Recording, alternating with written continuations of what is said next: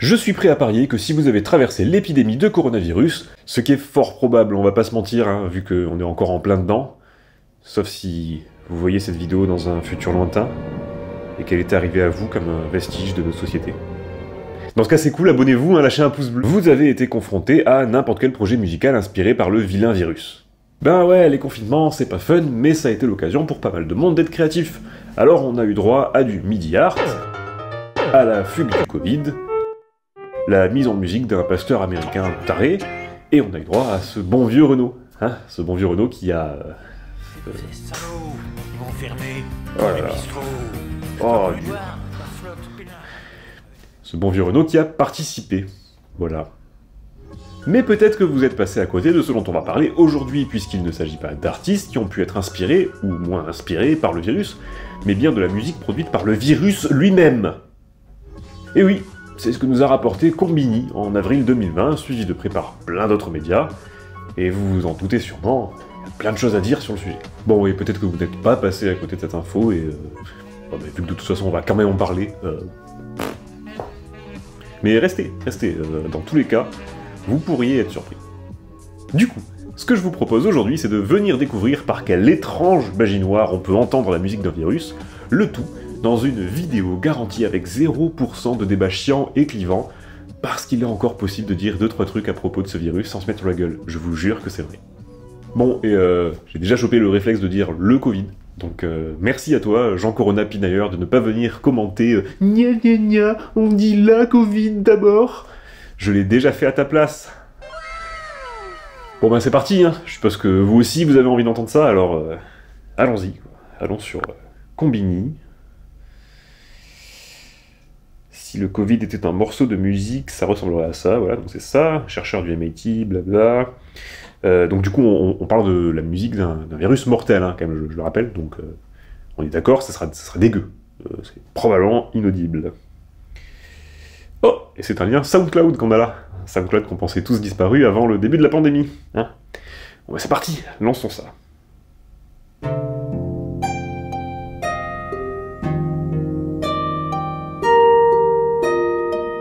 De quoi ?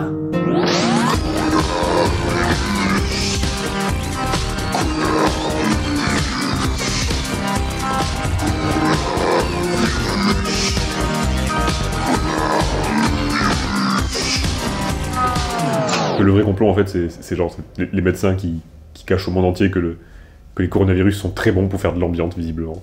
Bon en fait là tout de suite il me vient deux questions. Pourquoi et comment ? Simple. Basique. La bonne nouvelle, c'est que l'auteur du post sur SoundCloud, qui est en fait Marcus Buehler, enseignant-chercheur au MIT, a donné les références scientifiques qui ont servi à mettre en musique le virus. La mauvaise, c'est que c'est une lecture pas super accessible, mais bon, je mettrai quand même toutes les sources de cet épisode en description, et il va y en avoir beaucoup. Dans le papier qui pose les bases nécessaires à la création de ce morceau, Buehler et son équipe détaillent une méthode qu'ils ont mise au point et qui permet de transcrire les séquences d'acides aminés en son. Alors on est sur une chaîne qui parle plutôt de musique normalement, mais là ça vaut le coup de s'arrêter rapidement sur une petite notion de biologie. Le morceau dont il est question est une transcription de la protéine spike du virus, hein, la fameuse pique du virus, et c'est une protéine qui lui permet en gros d'entrer par effraction dans vos cellules. Les protéines ne sont pas que l'un des ingrédients principaux du blanc de poulet et des salles de muscu, ce sont surtout de très grosses molécules que l'on retrouve dans à peu près tout ce qui est vivant, et qui sont composées d'acides aminés. Alors on pourrait aller plus loin que ça, mais on est sur une chaîne musique, donc je suis désolé, je m'excuse auprès de tous les biologistes, pour aujourd'hui on va considérer que les acides aminés sont des nouilles et que les protéines sont des colliers de nouilles. Les acides aminés pris en compte par l'équipe de chercheurs sont les 20 acides aminés dits standards que l'on retrouve chez tous les êtres vivants, et plus précisément c'est leur vibration qui va être prise en compte. Et oui, les acides aminés ont un petit mouvement vibratoire. Ça veut dire qu'ils ont un petit mouvement répétitif, si vous avez suivi l'épisode précédent. Et comme le son, c'est de l'air qui vibre, il suffit de multiplier toutes ces vibrations par le même facteur pour les déplacer dans le spectre audible, entre 20 et 20 000 Hz, ce qui permet de conserver les écarts entre les vibrations d'un même acide aminé, mais aussi entre tous les acides aminés. On obtient une sorte de banque de vibrations que l'on va reporter sur un rouleau de piano. Piano roll en anglais, qui est une fenêtre qui ressemble à ça, avec la hauteur des notes sur l'axe vertical et le temps sur l'axe horizontal, et qui pour la petite anecdote est le descendant direct des pianos à rouleau, des pianos automatiques dans lesquels vous pouviez insérer une feuille perforée qui lui fait jouer les notes automatiquement.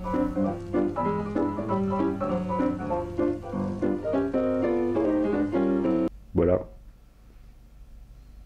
Formidable, non? Une fois que vous avez réparti vos acides aminés sur votre piano roll, vous obtenez pour chacun d'entre eux un genre de super accord, puisque chaque acide aminé possède plusieurs vibrations qui correspondent à des notes jouées en même temps. Si on enchaîne différents super accords, on obtient la structure primaire de la protéine, c'est-à-dire l'ordre dans lequel les acides aminés s'enchaînent, et pour obtenir la structure secondaire, c'est-à-dire la manière dont la protéine est enroulée sur elle-même, ce qui est super important pour décrire une protéine, eh bien c'est l'intensité des notes et leur durée qui seront utilisées. Ça veut dire que l'association des hauteurs de notes et du rythme suffit à représenter la protéine dans l'espace. Je veux dire, on parle toujours de représenter ça comme ça. Du coup, au passage, ils ont rendu disponible le son de chaque acide aminé sur une petite application Android gratuite. Mais on en reparle après. C'est tellement décevant en vrai. Mais d'abord, on va un petit peu parler de pourquoi. Pourquoi faire une chose pareille? Je veux dire, c'est super intéressant et tout, mais est-ce que ça sert à quelque chose? Ben en fait, ouais. La transcription de la protéine en son, elle va être donnée à une intelligence artificielle qui va en étudier la structure de plein d'autres protéines, et va pouvoir générer de nouvelles protéines en se basant sur ces paramètres. Ça permet un autre angle de recherche, et ça permettrait éventuellement de trouver un genre de remède, mais bon, c'est à prendre avec des circonflexes. En gros, en laissant l'IA comparer la séquence musicale de la protéine à une immense base de données de protéines musicalisées, on pourrait tomber sur une protéine qui serait capable par exemple d'empêcher le virus d'infecter nos cellules. L'intérêt, c'est de permettre à l'IA de travailler plus vite ou d'une manière différente, et donc de diversifier la recherche. Mais du coup, présenté comme ça a l'air révolutionnaire. En fait, ça ne l'est pas. C'est un truc qui existe depuis super longtemps, on peut le faire avec plein de choses, pas qu'avec les protéines. Ça s'appelle la sonification, d'ailleurs. Ok. Il sonne bien, ce virus, en fait. Ouais. Tu te souviens quand je t'avais dit qu'ils avaient fait une petite application gratuite pour écouter le son des acides aminés? Ouais... Attrape. Oh, wow. Qu'est-ce que c'est? Mais c'est mon téléphone. Essaye l'application. Essaye. Joue-nous tes plus belles protéines. Oh, ok.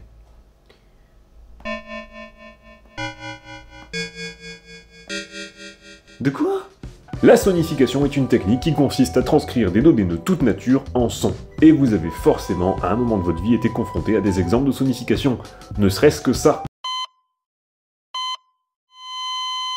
C'est celui de la carrière à Renault. C'est un exemple ultra générique de sonification, mais c'est simple, basique et efficace. Seulement, dans le cas d'un électrocardioscope, on tombera assez vite d'accord. On n'a pas trop tendance à considérer ça comme de la musique. Pourtant, vous avez sûrement été confronté à d'autres exemples de sonification, notamment tous ces articles qui vous proposent d'écouter la symphonie des vents solaires, le hurlement de Jupiter ou même la musique des plantes, rien que ça, et qui sont d'ordre généralement plus musical. Un peu comme celle du coronavirus en fait. D'ailleurs, le chant des mauvaises herbes et des cactus, on va très vite en reparler. Oh oui, on va en reparler. La sonification est une technique super intéressante et qui permet de faire des choses formidables, mais c'est aussi bourré de problèmes. Et d'ailleurs, ces problèmes peuvent être résumés en une question. Comment est-ce qu'on est passé de ça à ça? On va commencer par voir quelques points positifs de la sonification. Et pour commencer, je dois vous dire, ne sous-estimez pas la puissance de vos oreilles. Je donne un exemple tout bête. Votre oreille est capable de discerner les sons qui vont de 20 Hz à 20 000 Hz. Ça fait 10 octaves. C'est plus grand que un piano. Vos yeux, eux, sont sensibles à la lumière visible, qui s'étend de 400 à 800 nanomètres, et qui, si on les convertit en Hertz, donne à peine plus d'une octave. Alors oui, je viens de convertir des ondes électromagnétiques en ondes mécaniques, mais c'est pour l'image. Votre oreille est très puissante. Et il y a une chose pour laquelle votre oreille est particulièrement douée, c'est pour repérer des motifs répétitifs, des structures. Et elle est particulièrement douée lorsqu'il s'agit de les repérer dans une masse d'informations nuisibles, du bruit, contrairement à vos yeux. Et ça, c'est très intéressant pour analyser des données. Un des exemples les plus parlants pour parler de la sonification, c'est le travail de Margaret Schedel, qui a utilisé la sonification pour donner un retour auditif de leur démarche à des personnes atteintes de la maladie de Parkinson. Ils sont équipés de capteurs dans leurs chaussures qui modélisent leur démarche dans l'espace, et en fonction de leur trajectoire, ça altère un morceau qu'ils sont en train d'écouter. Le but du jeu pour eux, c'est de trouver la démarche qui altère le moins possible le morceau, et ben... ça marche! C'est pas parfait, mais ça fonctionne, on observe une nette amélioration. Ça peut même trouver une forme d'intérêt un peu plus grand public. Tenez, par exemple, vous pouvez entendre l'écart entre chaque meilleur temps aux 100 mètres olympiques entre 1896 et 2012, et bon, je vous laisse en juger par vous-même, mais c'est une expérience radicalement différente de juste regarder la feuille des temps, quoi. Le problème, c'est que les exemples aussi cool que ceux-ci ne courent pas les rues, et c'est certainement pas ceux auxquels on est le plus confronté. Du coup, pour comprendre où ça coince, je vous propose de regarder de plus près comment on fait pour convertir un tableur Excel en son. Sur le papier, c'est pas super compliqué, il nous faut juste des données, comme par exemple la qualité de l'air à Pékin entre 2012 et 2015. On n'a qu'à faire durer chaque jour un temps musical et augmenter l'intensité des sons si l'air est très pollué. Et comme il faut prendre en compte l'inertie du phénomène, bah ouais, ce qui compte c'est pas uniquement l'intensité journalière, mais combien de temps on est exposé à la pollution, ben on va rajouter des sons qui vont venir polluer tout ça. Et comme il nous faut des sons, eh ben on n'a qu'à piocher dans l'album 32 Ghosts Eve de Nine Inch Nails, un super groupe d'ailleurs que je vous recommande. Et vous obtenez ça. Et c'est pas de moi. C'est de Brian Foo. Alors bon, c'est pas très beau, hein, mais en même temps c'est pas fait pour. L'effet est là, c'est plutôt oppressant, et on voit difficilement pourquoi il en serait autrement. On parle d'un niveau de pollution qui est pas bon pour la vie, quand même, là. Mais il y a quand même quelque chose qui me chiffonne là-dedans. L'exercice a l'air pertinent, oui, mais l'association des sons aux données, en fait, est complètement arbitraire. Et du coup, vous pouvez vous retrouver avec des trucs comme ça.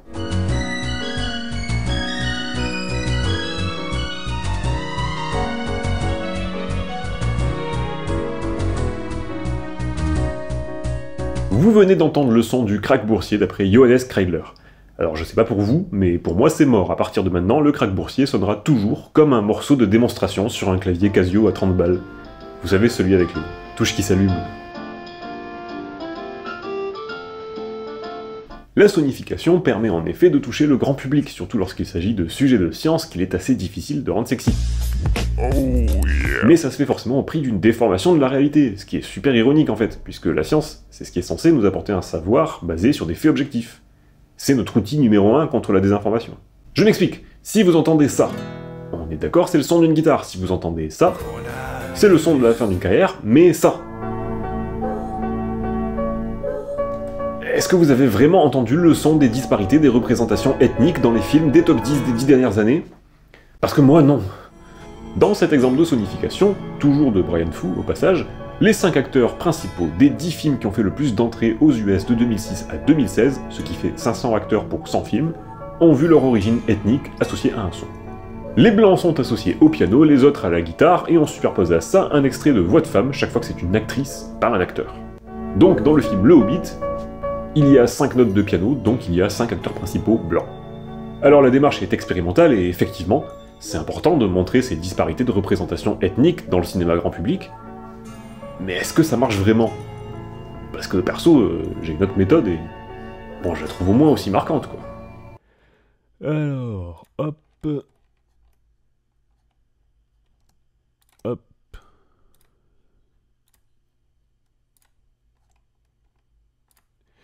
voilà.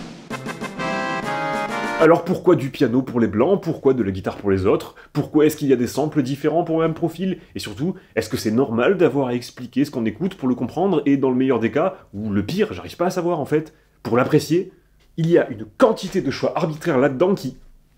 Ah! Tenez, écoutez, c'est Lily Asquith qui fait de la recherche en physique des particules au CERN qui nous propose d'écouter le son de 2 protons se percuter, ce qui a permis de mettre en évidence le boson de Higgs quand même. It is completely arbitrary, the sounds you get out, really.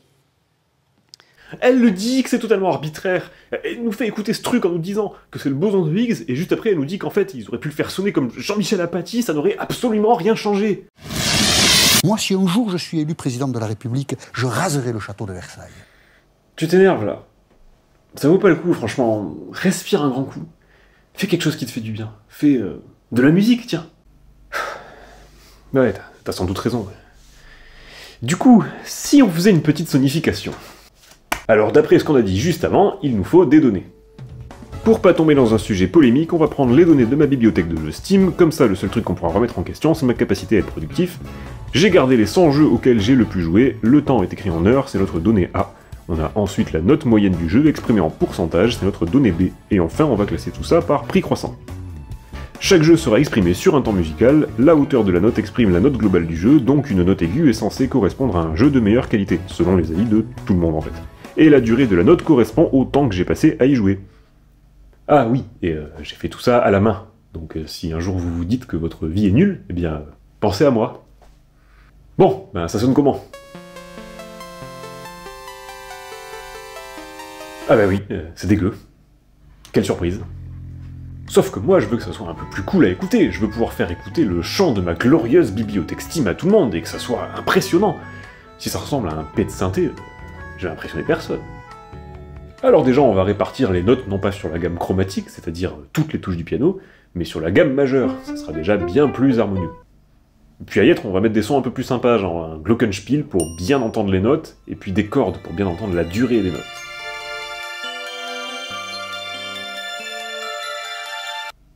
Moi, c'est pas mal, mais est-ce qu'on pourrait pas faire mieux?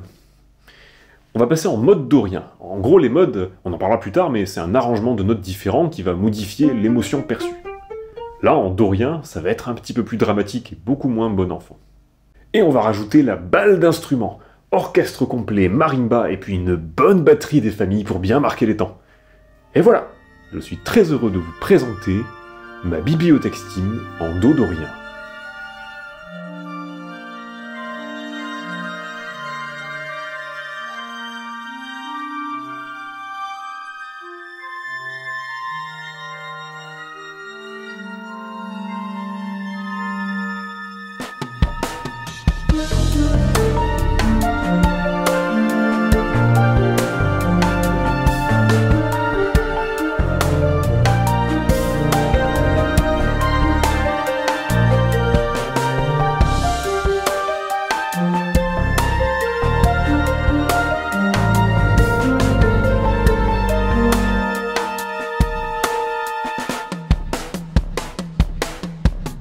Bon, il est temps de reparler un petit peu de notre virus.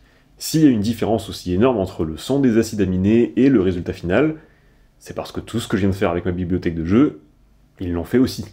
Et c'est assumé. Dans le papier de recherche, les vibrations des acides aminés ne tombent pas sur des notes justes. Ils ont donc arrondi ces vibrations pour qu'elles tombent sur des notes justes.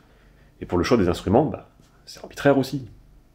Concernant les instruments, ils ont été laissés au bon vouloir des chercheurs. Dans ce cas, un koto japonais joue les notes principales. Des sons relaxants, capables d'apporter un petit peu de confort dans des temps troublés. Voilà, c'est dit. Le but, c'est de nous proposer une métaphore de notre temps. Une création humaine, donc, bien plus que de nous faire entendre le virus. On a forcément une réponse émotionnelle à la musique, et c'est la raison pour laquelle on fait étudier ces données sonifiées à des intelligences artificielles, qui sont capables, elles, de considérer la musique uniquement comme des données. Ce que nous, on n'est pas capable de faire. Et du coup, toute sonification va s'accompagner d'une forme de subjectivité de notre part.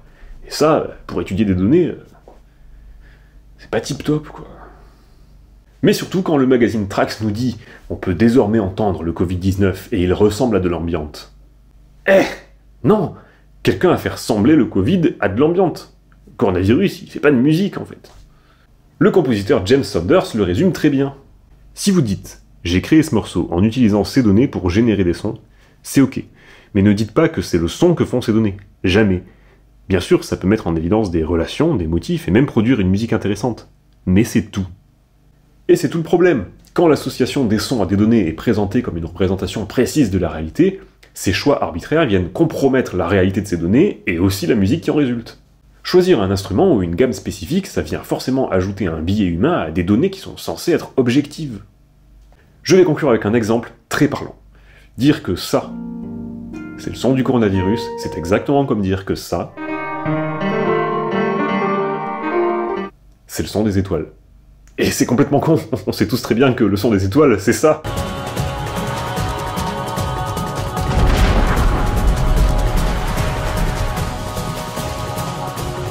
Si vous m'entendez prononcer ces mots, c'est que vous êtes resté jusque-là, et pour ça je vous remercie infiniment, ça fait vraiment super plaisir. Je vais me permettre une petite conclusion sur le long et complexe sujet qu'est la sonification, dont on reparlera un jour de toute façon, surtout en ce qui concerne les plantes et les planètes, parce que ça permet de soulever tout un tas de questions dont on n'a pas vraiment pu parler ici, notamment la question de la protéodie, pour ceux qui connaissent. Mais pour aujourd'hui, ce qu'il faut retenir, c'est que si vous lisez dans un journal plutôt grand public, qu'on a transformé quelque chose de pas sonore en son, voire pire en musique, alors vous pouvez très probablement en jeter une grande partie. La sonification, ça permet de toucher le grand public, et c'est très souvent sensationnaliste. Au final, quand on nous parle d'un phénomène qu'on n'est pas en mesure de comprendre avec de la musique, on en ressort avec une fausse représentation de ce phénomène, et surtout, la musique nous a pas vraiment aidé à comprendre ce phénomène. Je vous remercie vraiment d'avoir regardé ce nouvel épisode de Disco Gloss, vos retours font toujours très plaisir. C'est le moment où je vais mendier comme un gros bâtard, mais si l'épisode vous a plu, n'oubliez pas de vous abonner si c'est pas déjà fait, et surtout de partager la vidéo autour de vous. C'est un coup de pouce énorme et un message d'encouragement absolument incroyable pour moi. Donc merci encore une fois à tous ceux qui l'ont déjà fait pour les vidéos précédentes. Vous êtes les meilleurs. On peut aussi discuter de tout ça, hein, l'espace commentaire est là, et c'est toujours super cool pour tout le monde en fait de pouvoir faire naître un petit peu de débat et de discussion autour de ces sujets. Voilà, je pense que j'ai fait le tour de tout ce que je voulais vous dire. On se revoit dans un mois. Ah, attends. Johan Frogmage, n'es-tu qu'un sombre connard qui a utilisé un sujet musical pour nous dire que la presse fourmille de discours sensationnalistes qui nous donnent une vision erronée de la société et de la science tout particulièrement? Oui.